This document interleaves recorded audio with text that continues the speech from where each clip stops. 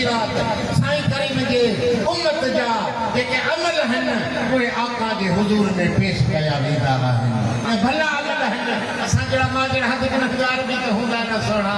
कुझु न उन्हनि जा गुनाह ॾिसनि था त नबी मुंहुं मुबारक हेठि थो करे 1,24,000 नबी उते गॾु आहिनि मलाक मुक़रब गॾु आहिनि गौस कुतुब गॾु आहिनि उन्हनि जे विच मंझि जॾहिं को साईं जे उम्मत जो का नेकी आहे को दुरूद आहे को सवाब आहे पेश कनि था मलाक सगोरा कोई अमल उन माण्हूअ जा उन उम्मती जा असां सभई उम्मती महबूब मदीने जे साईं जा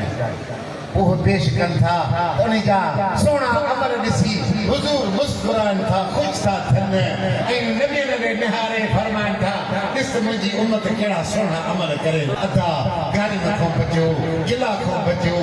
इज़ाइण खां बचियो बेफ़ाइदे ॻाल्हाइण खां बचियो कमायो अॼु वक़्तु अथव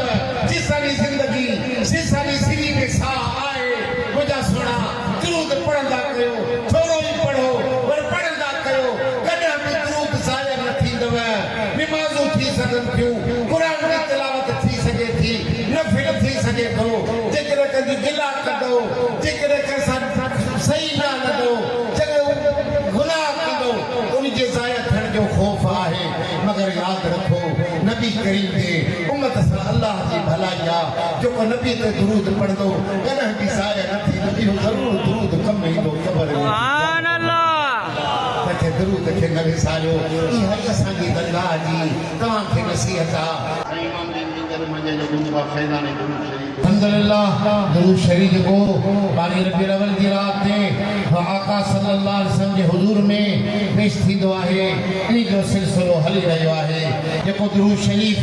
ग्रुपनि में गॾु थियो आहे जंहिंमें असांजा बचड़ा बि गॾु आहिनि मोरे वारा बि गॾु आहिनि मदीने शरीफ़ में रहंदड़ इहे सभई व्हाट्सएप जे ज़रिए हिकु हंधि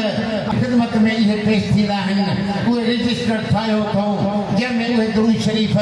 लखनि जा लख गॾु करे किरोड़नि जी सूरत में लिखी करे हिन बारी रबिउल अव्वल जी भलारी रात ते अड़नि खे आभा मदीने वाले साईं जे हुज़ूर में पेश कया वेंदा आहिनि सुभान अल्लाह अल्लाह तव्हांखे ख़ुशि रखे दुआ कयो असां तव्हांखे कयूं त असांजूं न्याणियूं बि दुरूद पढ़नि असांजा बचड़ा बि दुरूद पढ़नि असां बि दुरूद पढ़ूं हर वक़्तु ज़बान में मदीने वाले साईं जो दुरूद ऐं दुरूद हुजे सुभान अल्लाह अल्हम्दुलिल्लाह हे गोया असां अमानत रखूं था मदीने वाले साईं फैज़ान दुरूद शरीफ गुरु